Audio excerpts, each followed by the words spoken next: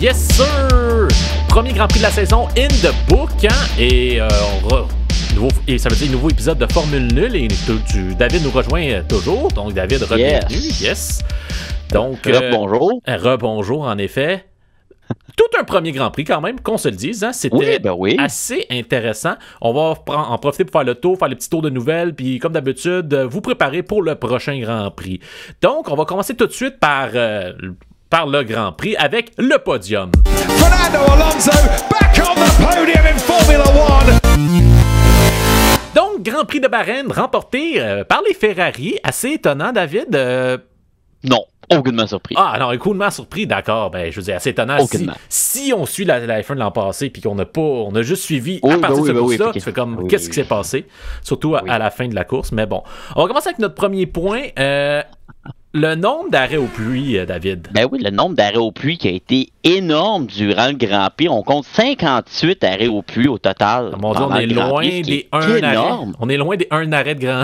des 1 arrêt. Oui, écoute, ça en était quasiment fou. Je prends comme exemple Hamilton qui est arrêté au 11e tour, qui a mis les durs, pour après ça rentrer au 27e, mettre les médiums, pour rentrer après, pour remettre les softs. Écoute, ça allait de tous les bords, tous les côtés. Tout le monde arrêtait, tout le monde avait des stratégies. On changeait ça. C'était assez fou. Puis moi, une course avec ben zéro plus, j'haïs pas ça.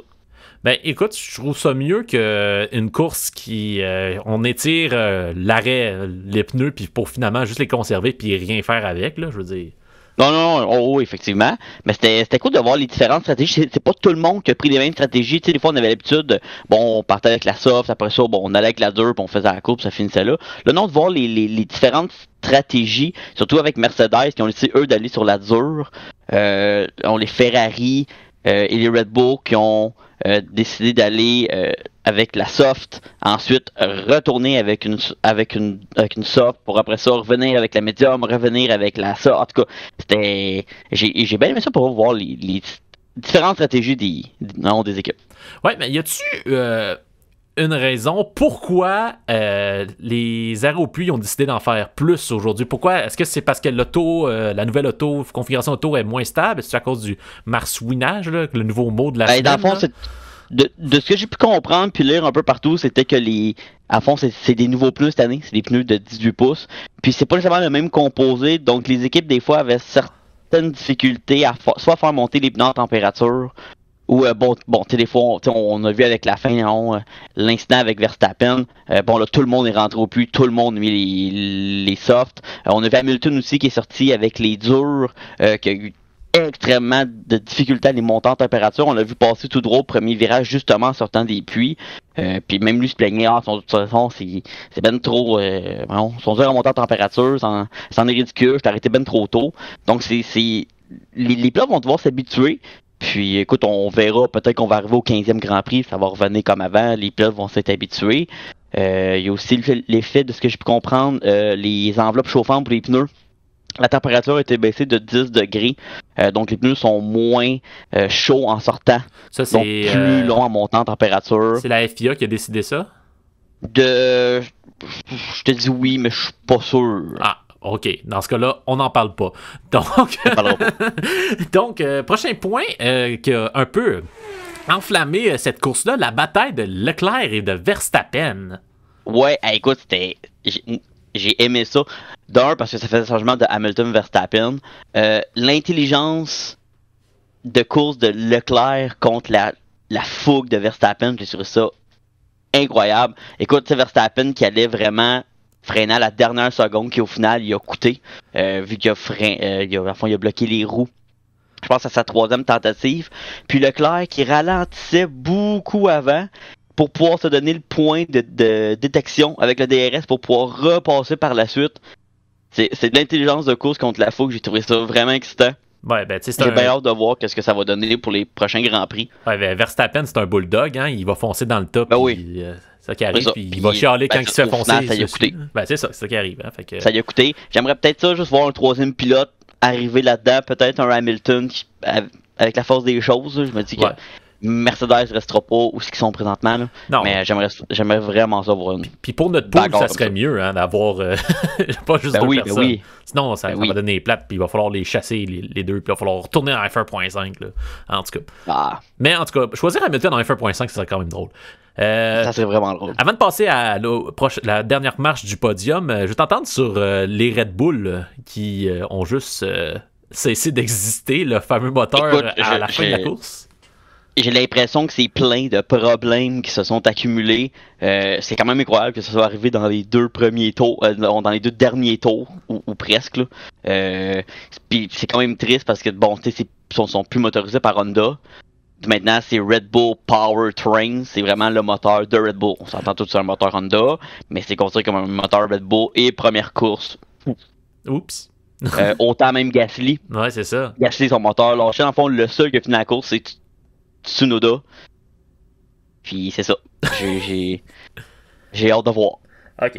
Dernière marche de podium, on fait le tour des écuries. Dans le fond, tu vas me parler en rafale de McLaren, Aston Martin, Haas et Alfa Romeo. Ouais, ben McLaren, toujours les mêmes problèmes de frein qu'on note depuis 2 semaines, qui est mis dans le fin fond du classement, ça en était quasiment triste. Voir Norris se faire dépasser par Albon, je comprenais pas. J'étais, voyons, on est dans quel monde? Mais bon, on espère trouver une solution à long terme. Penses-tu qu'ils vont réussir à se relever, McLaren? Ben, je pense que oui. Je pense pas qu'ils sont dans la même situation qu'ils étaient il y a 5 ans, là, avec le fameux GP2 engine. Je pense pas qu'on est là. Ça sera à voir dans les prochains Grands Prix. Mais bon, c'est juste on a juste un, fait qu'on peut pas vraiment juger. Là. C'est vraiment plus à long terme qu'on va pouvoir voir qu'est-ce qui se passe avec ça. Chez Aston Martin, le fameux marsouinage, qui est un immense problème. On parle qu'il perd environ 3/4 de seconde au tour, juste avec ça. Bon, là, on espère voir qu'est-ce qu'ils vont faire. Il y a quelqu'un chez Aston Martin qui disait que présentement la voiture qui est dans la soufflerie n'est exactement pas la même qu'il y a sur la piste présentement. Ça va-tu être une solution? On le sait pas. Mais on espère les voir plus parce que sinon, je connais un propriétaire qui sera pas content. C'est sûr, son fils va être dernier. Mais. comme il était en qualif. Exactement. Mais qu'est-ce que je trouve drôle avec le marsouinage, là, ce nouveau mot qui est apparu dans nos dictions. Ouais. Puis ceux qui savent pas trop c'est quoi, c'est un peu. Dites-vous, c'est comme un peu dans les parkings de Laval, les personnes qui font rebondir leur char, là, c'est à peu près ça, mais avec de la vitesse, là, c'est à peu près ça un marsouinage. Ouais. Là. Ben voilà. Donc, il reste Haas. Ou qu'on pourrait dire what the fuck? Ben, on se dit Haas, mais dans le fond, c'est Kevin Magnussen. Ben oui. Écoute, genre, sortir une P5 à son premier Grand Prix, écoute, c'est incroyable. Schumacher a eu quelques difficultés, j'ai essayé de le suivre pendant le Grand Prix, mais bon, il montait, il redescendait, mais il était jamais capable de step up autant que Magnussen a step up. Ça en est fou. J'espère que ça va durer plus qu'un Grand Prix et qu'ils vont pouvoir continuer d'évoluer. C'est un peu ça la crainte que j'ai. Vont-ils rester à la 3e position du championnat des constructeurs? Non, personnellement, j'y crois pas. Là. Mais tu sais, s'ils peuvent faire un top 7 ou 8, c'est une victoire pour eux. Là. Un top 7, un top 8 sur 10, ça, c'est pas si pire. Ben, écoute, ça serait déjà mieux que rien. C'est vrai. Écoute, pas vrai, à 10 points, techniquement, t'es pas mal assuré d'être 8e. Ouais. Ouais, effectivement. Bon, on sait pas cette année, on sait pas. Non, on sait pas, c'est vrai, on sait pas. Sinon, Alfa Romeo. Yes. Valtteri Bottas qui se qualifie P6, si je me trompe pas, qui a eu un départ désastreux. Dégueulasse. Qui est tombé P14, si je me trompe pas, qui réussit à remonter, qui finalement finit P6 quand même. Guan Yu Zhou. Merci au moteur Red Bull pour ça. Ouais, effectivement, mais rendu là, on prend ce qui passe. Exact, oui. Zhou qui finit à son premier Grand Prix dans les points, 10e. On a vu des vidéos circuler, hyper heureux. Puis je le comprends en même temps. Là.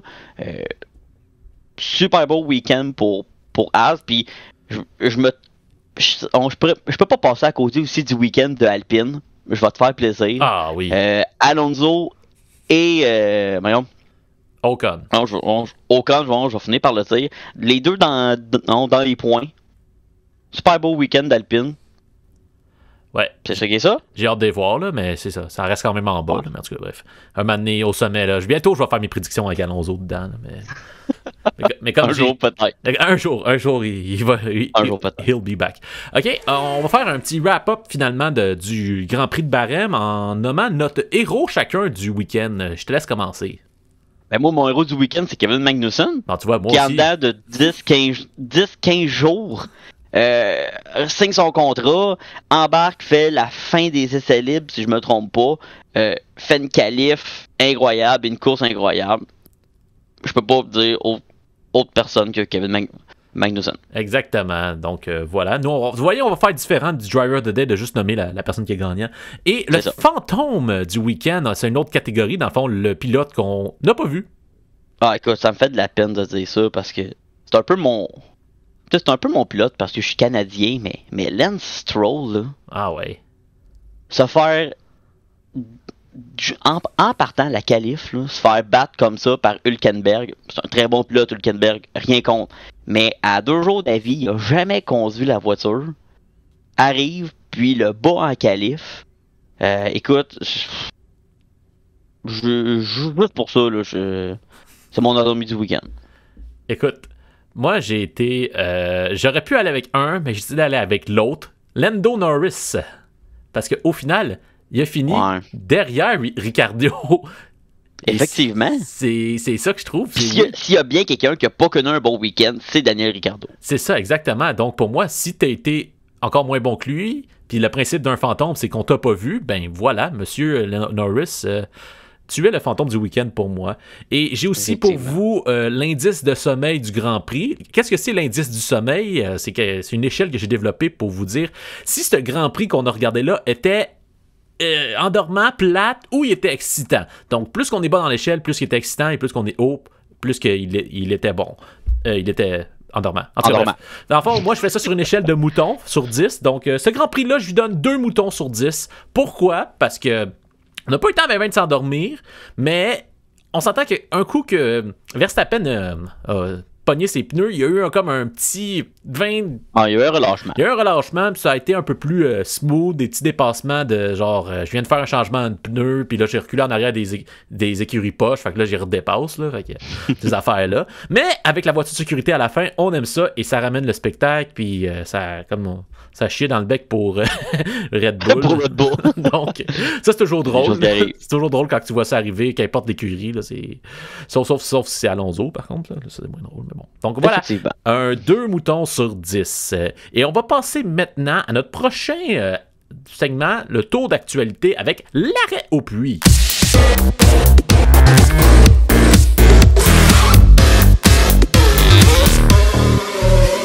Donc, on fait le tour des nouvelles. On commence par... On n'a pas fait ça dans le dernier épisode parce qu'on n'a pas pris le temps de l'écouter. Drive to Survive. David, ta critique de la série? C'est la saison que j'ai le plus détesté. Détesté? Ouais. On dirait que les 2 premiers épisodes, j'étais comme, ok, c'est pas pire. Puis plus ça allait, plus je me disais, je suis peut-être plus le public pour ça. J'ai l'impression qu'on est rendu à un point où c'est vraiment pour aller chercher un public. On crée des rivalités, ok.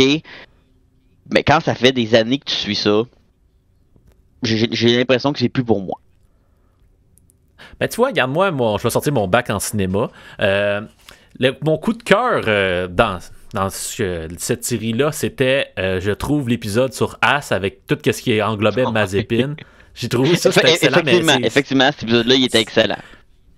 C'est ça, mais c'est eux qui donnent le plus accès à l'arrière-scène. Ouais. Tu sais, comme par exemple le Grand Prix d'Abu Dhabi, très bien monté cinématographiquement, c'était excellent. Par contre, est-ce qu'on a appris plus de choses?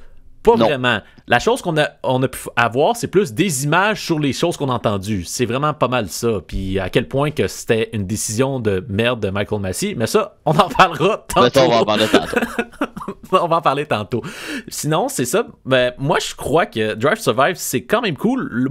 Mon seul grande critique que j'ai avec lui, c'est dans sa structure. Je trouve qu'on revient trop souvent au même Grand Prix.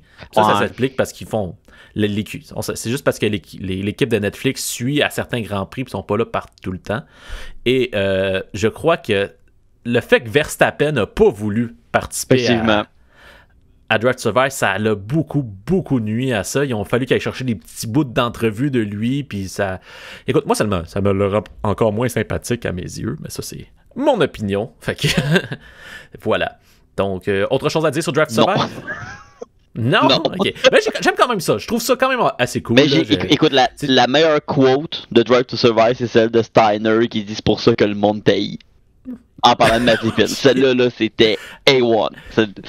Exactement. Mais tu sais, c'est ça. Est-ce qu'ils vont... Tu sais, là, ils ont vraiment focusé sur Mercedes, Red Bull. Puis d'après moi, j'ai l'impression, en fait, c'est qu'ils sont plus tant là sur le terrain Netflix. J'ai l'impression qu'ils prennent des bouts de course puis des... Je pourrais pas te dire. Il y a peut-être le fait aussi qu'avec la COVID puis ça l'a pas aidé. Ouais, mais ça, c'est l'impression que j'ai. J'ai l'impression que j'ai. On verra. Il va clairement avoir une saison 5. On verra. Oui, mais ça reste divertissant quand même. Oui, ça reste divertissant, mais voilà. C'est ça. J'ai plus l'impression que c'est pour... en fond, quelqu'un qui est néophyte en Formule 1 va vraiment comme pouvoir comprendre, OK, c'est ça. Mais c'est ça. Quand ça fait longtemps que t'écoutes ça, je sais pas, je trouve que des fois c'est un peu surfait. Ben, c'est saucé, hein? C'est ça. C'est donc, saucé, voilà. Alors, Michael Massey. Ben oui, le fameux gros rapport a été sorti au grand complet et tout, et on dit que Michael Massey a fait une erreur humaine. C'était une erreur humaine de laisser passer seulement les 5 retardataires, mais qu'il a agi de bonne foi.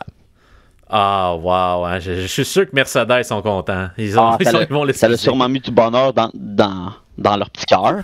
Mais écoute, puis on juge que les communications avec Mercedes et Red Bull n'étaient vraiment pas nécessaires, que tout ce que ça a fait, c'est mettre de la pression qui était non essentielle sur Michael Massey. On connaît la suite d'événements. Au final, c'est un spectacle qui est arrivé, puis Verstappen a été couronné champion. Mais tout ça fait en sorte que les résultats ont été validés officiellement. Donc, plus de recours possible et tout ça. Mais ça, tu le vois, on revient sur Drive to Survive, tu le voyais que M. Horner, tu sais, des fois, il savait que c'était pas tant correct, mais il s'essayait quand même. Ils disent, la Formule 1, c'est pas de la politique. Moi, oui, c'est de la politique. Ouais. C'est ça, moi, je trouve ça, si je trouvais ça un petit peu... C'est correct, ça fait partie de la game, mais ça, je trouvais cette affaire-là, moi, c'est moi qui est un bon sportif, c'est pour ça que je suis dans des clubs qui gagnent jamais. Mais voilà, regarde, c'est ça qui arrive, hein. Donc, voilà. Alors, prochain point de notre arrêt au puits qui dure longtemps, parce que nous, on n'est pas efficace quand on fait des arrêts au puits. Faire de la course avec de la COVID-19. Ben oui, il y a des pilotes qui ont proposé l'idée, parce qu'en fond, c'est que Sébastien Vettel a dû renoncer au Grand Prix dû à un test positif à la COVID. Et là, le sujet est revenu dans les paddocks. Et là, il y en a qui sont pour, il y en a qui sont contre. On a, mettons, Lewis Hamilton qui dit que non, faut pas courir si on a la COVID, il n'y a aucune chance à prendre. Il y a Pierre Gasly qui dit ouais, mais tu sais, en fond, on veut pas que le championnat se décide sur une course qui a été manquée par un pilote, mettons par un Leclerc ou par un Verstappen. De côté, on a Carlos Sainz qui dit la Formule 1, c'est un des seuls sports que tu peux le faire. Tu es tout seul avec toi-même. Il faut juste que tu sois mis à part. Puis quand il faut que tu embarques dans la voiture, tu mets ton casque, tu embarques dans la voiture, puis tu pars. Ça, il y a Perez et Bottas qui ont dit on pourrait faire des tests si le pilote se sent capable. Il y a Ricardo qui a dit on pourrait faire des tests, être sûr qu'il est en bonne capacité physique pour le faire.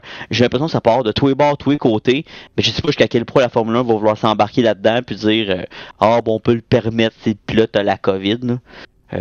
Ouais, mais c'est pas parce qu'il embarque dans l'auto, il est en contact avec les autres personnes, deux, si t'es vraiment malade, puis que je n'ai pas encore eu la chance, moi non plus, de l'avoir la COVID, donc si ça tape comme ça, certaines personnes le disent, pas sûr que t'as envie de conduire à 300 km/h dans une auto. C'est ça, on prend l'exemple de Daniel Ricciardo qui l'a eu la semaine dernière, puis qui est revenu cette semaine, puis ça a l'air de bien aller, on va dire oui et non, là, malgré qu'il a fini dans les fonds. C'est fini dernier. En tout cas, on en parlera, mais on prend Lewis Hamilton qui l'avait eu en 2020, puis que lui était tombé complètement à terre, qui dit qu'il a encore de la misère à s'en remettre.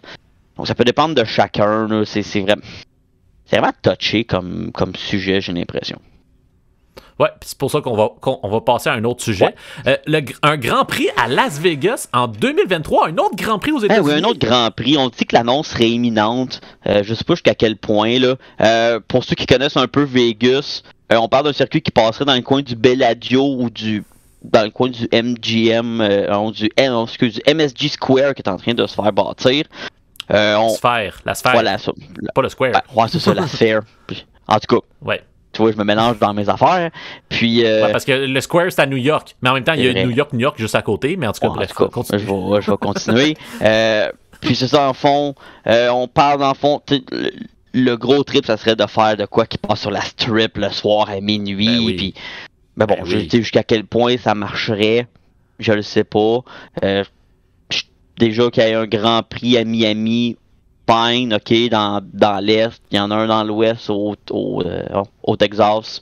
Racheter une troisième course à la dirais plus au centre. Ouais, on va dire ça comme ça, là. Racheter une troisième course aux États-Unis à Las Vegas, je le sais pas. Mais effectivement, il y a un très gros engouement aux États-Unis présentement pour la Formule 1. Drive to Survive a sûrement un rapport avec ça, là. On te rappellera qu'il y a déjà eu un Grand Prix de Las Vegas en 81-82 dans le stationnement de Caesars Palace.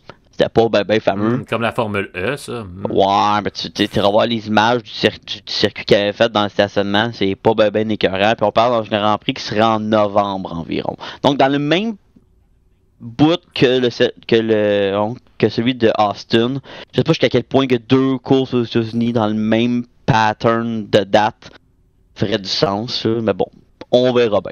Je pense qu'il faut commencer à diminuer leur déplacement, mais en même temps, la logique pourquoi ils se déplacent autant, c'est que, j'ai vu ça dans une vidéo l'autre jour, c'est parce que, quand tu s'en vas en Australie, tout le stock d'Australie est transporté, je pense, au Grand Prix du Canada. Après, c'est ça, il y a plusieurs stocks de patterns qui bougent dans le monde. C'est ça se déplace en cargo, fait qu'ils peuvent pas vraiment... Mais c'est sûr que si tu fais tout, genre, États-Unis, là, ils peuvent peut-être se déplacer ou d'en faire tout en même temps. Là. Mais moi, si tu me donnes si tu demandes mon opinion, je vais t'en donner. Las Vegas et Miami, je pense que je préférerais Las Vegas, de un, plus spectaculaire visuellement qu'un parking d'un stade de football. Fait que il y a des palmiers. Mais en même temps, on l'a pas vu à qu'est-ce qu'elle a l'air, mais ça sera pas ça sera pas longtemps, dans un mois à peu près qu'on va voir que ça a l'air. À peu près un mois ou deux. C'est ça. Fait qu'on va pouvoir voir que ça a l'air puis faire ouais, ok. Puis c'est ça. Je pense que un Grand Prix qui passe sur la strip avec tous les hôtels, ça peut quand même être épique. Effectivement, ça peut être cool. Ça peut être cool visuellement. Tu sais, je veux dire, Singapour, c'est quand même cool. À chaque fois, tu vois l'espèce d'hôtel à 3 pylônes puis la piscine en haut. Effectivement. Là, c'est quand même assez cool. Effectivement. Visuellement. Même si ça fait un Grand Prix plat. Ouais, c'est ça. Mais bon, c'est ça. Mais visuellement, c'est beau. Exactement. Donc, voilà. Donc, on tourne la page sur le Grand Prix de Bahreïn. Place maintenant au Grand Prix d'Arabie Saoudite.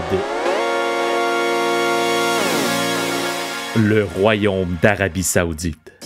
Bien que le pays ne possède aucun lac ou rivière permanente, l'Arabie Saoudite est entrée dans la modernité il n'y a pas si longtemps, puisque la majorité de la population était nomade avant 1960. Comme le Coran est la constitution officielle du pays, aucune manifestation ou culte d'une autre religion n'y sont tolérés, et si on ose le faire, c'est passible de peine de mort. D'ailleurs, les étrangers trop beaux sont considérés comme des tentateurs et sont reconduits à la frontière pour prévenir trop de troubles à l'ordre public. L'Arabie Saoudite n'aime pas le Qatar, tellement qu'ils ont déjà eu comme projet de creuser un grand canal pour transformer la péninsule du Qatar en île. Le pays fait également beaucoup de sport washing, c'est-à-dire de redorer son image en accueillant des compétitions sportives internationales. C'est probablement dans cette optique qu'on a permis aux femmes d'entrer dans les stades sportifs en 2018. Comme le royaume de Bahreïn, le pays est propriétaire d'une équipe sportive de première ligue anglaise, Newcastle, qui, du coup, est devenu le club le plus riche au monde. Place au Grand Prix d'Arabie Saoudite, là où nos dépenses en essence servent à construire des montagnes de ski dans le désert. Ah, l'Arabie Saoudite, hein? C'est tout un pays, mais bon, on va prendre un petit break de ça dès la semaine dans le prochain Grand Prix. Mais pour l'instant, on s'arrête en Arabie Saoudite. Qu'est-ce que tu as à nous dire sur ce Grand Prix-là? À quoi s'attendre? Le circuit de Jeddah est un circuit hyper rapide, on l'a vu la saison passée, qui devrait devenir encore plus rapide. On a reculé certaines barrières dans certains virages pour que les pilotes puissent mieux voir, donc mieux anticiper. On prévoit des tours plus rapides que l'année passée. Ils ne seront vraiment pas plus rapides, mais en vitesse de pointe, ils devraient être plus rapides. On parle quand même d'un circuit de 27 virages, quand même très rapides chacun. Il n'y a pas vraiment de virage lent, peut-être à part le premier, si je me trompe pas. C'est un circuit qui fait 6,174 km pour 50 tours. C'est probablement aussi le dernier Grand Prix à Jeddah avant un nouveau circuit qui serait à Qiddiya, qui est une ville qui est en train d'être bâtie par le Royaume d'Arabie Saoudite à un coût astronomique. On verra ce que ça va donner. Exactement. C'est quand même drôle. L'an passé, je me rappelle juste qu'il y avait eu un shitload d'accidents dans ce circuit-là. Ouais, dans les 2-3 premiers virages, je me trompe pas, ça se poussait, ça se bousculait, les têtes à queue toutes. On espère que ça va être aussi divertissant. Ouais, mais en même temps, je veux dire, en espérant que Verstappen ne freine pas trop là-dedans, parce que la dernière fois, il s'est fait rentrer dedans. Ouais. Donc, on va tout de suite aller avec notre section le pool des nuls. Et on va revenir un peu sur le Grand Prix. On a vu c'est qui a fini le top 3. Donc, Charles Leclerc, Carlos Sainz, Lewis Hamilton. On fait le podium. Pas grand monde qui ont eu ça. On n'a pas eu un week-end parfait. Mais, David, toi, tu as réussi à avoir les 3, même si tu avais pensé au début changer. J'ai eu un week-end presque parfait. Il aurait fallu que j'inverse Hamilton et Sainz. Et puis j'avais mon week-end parfait. Malheureusement, c'est pas arrivé. Puis c'est bien correct de même. Mais je pensais pas avoir ma première prédiction aussi proche que ça. Je me disais, bon, ok, je vais avoir Leclerc, c'est beau. Je pense que je suis quand même le seul qui a pris Leclerc pour gagner. Si je me trompe pas.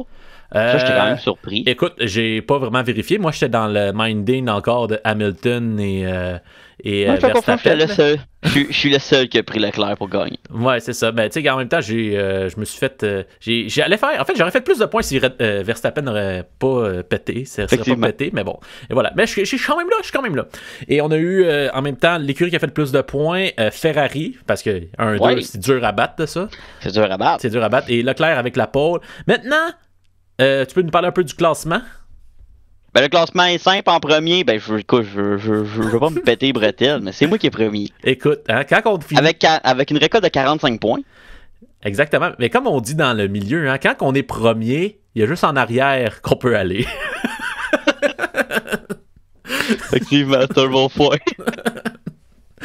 Donc, oui. Et c'est qui complète le top 3? En deuxième, on a Andrew Dickinson avec 30 points. Et en troisième position, on a une égalité. Après le premier Grand Prix, Catherine Côté et Anthony Ouellette avec tous les deux 23 points. Exactement. Puis on vous le rappelle, chers auditeurs, chers nuls, que si c'est pas parce que t'as pas fait de points ou t'as juste fait 10 points ou que tu t'es perdu d'avance, là. Si t'as un week-end parfait, là, on jase, là, OK? Un week-end parfait, tu peux faire à peu près 70 points, OK? Fait que tu peux c'est environ, là, c'est fou, là. C'est ça, tu peux monter rapidement dans le truc. Faut juste que tu saches, le plus dur, c'est d'avoir le bon pilote à la bonne position. Sauf si ça devient prévisible, comme un année l'an passé, où est-ce qu'on avait Leclerc, Norris, Sainz tout le temps. C'est pour ça qu'on s'est tanné. Et qu'on vous jugeait avec des mimes. Donc, voilà. Et... on va y aller maintenant pour la prédiction. Nous, on est wild comme ça. On fait la prédiction avant de voir tous les essais libres. On n'attend pas ça. On est wild comme ça. Exactement. Donc, toi, ta prédiction, je te la envoie tout de suite sur le bus. Ben écoute, je peux pas passer à côté d'un Charles Leclerc qui remporterait une deuxième course de suite. Je peux tout simplement pas passer à côté. J'ai hésité, mais je peux pas. Un Verstappen deuxième. Puis, j'y vais différent. J'ai l'impression que Perez troisième. OK. Donc, l'écurie gagnante serait Red Bull, selon toi? Non. Ce serait Ferrari quand même. Oui, parce que tu sais faire des mathématiques, exactement. Oui, je sais faire des mathématiques. Donc, 5, c'est en quatrième, remporte quand même plus de points. Oui, parfait. All right. Moi, je vais me fier sur le Speed Track. Parce que c'est un circuit rapide, hein? Et je vais me fier au Speed Track de Bahreïn. Donc, tu ne vas pas copier mes choix. Donc, l'écurie qui a été le plus rapide, c'est Red Bull, OK? Avec, on a vu ce que ça donne aussi. Exactement, mais ça, c'est pas voilà. Donc, moi, je vais y aller avec le retour en force de Verstappen, numéro 1. Numéro 2, je serais tenté d'aller avec Ferrari, mais j'ai l'impression qu'ils vont ça va peut-être trop leur monter à la tête, puis ils vont peut-être choquer ça. Mais, je vais quand même en mettre un parce que c'est une compétition, puis faire des wild guess, c'est pas ça qui te fait gagner des poules. Donc, je vais aller avec Carlos Sainz, numéro 2, le couteau entre les dents. Et je vais aller avec pour le numéro 3, avec le troisième pilote qui a été le plus rapide dans à Bahreïn. Et je te le donne en 1000, Fernando Alonso. Oh, le retour. Le retour d'Alonso dans les prédictions. Je me suis fait avoir. J'allais pas avec ça, mais quand j'ai vu le speed track, j'ai dit j'ai pas le choix. J'ai pas le choix. Et voilà. Donc, pour la pole position, moi, je vais donner Monsieur Verstappen. Et pour l'écurie, ben, comme je dis, je sais compter, donc je vais aller avec Red Bull, encore une fois. À vous de me le faire regretter. Donc, tu vois, j'avais pas dit ma pole. J'ai pas dit ma pole. Oh! Et Verstappen va passer premier. Oh, ok, fait qu'il va choquer. Nice, encore. J'aime ça. J'aime ça. Donc voilà, c'est ce qui complète déjà notre épisode de Formule Nulle sur le Grand Prix de Bahreïn et avec un petit avant-goût sur le Grand Prix d'Arabie Saoudite. On espère que vous avez aimé ça. Abonnez-vous, puis pour le prochain, ben c'est ça. Écoutez ça. Ciao!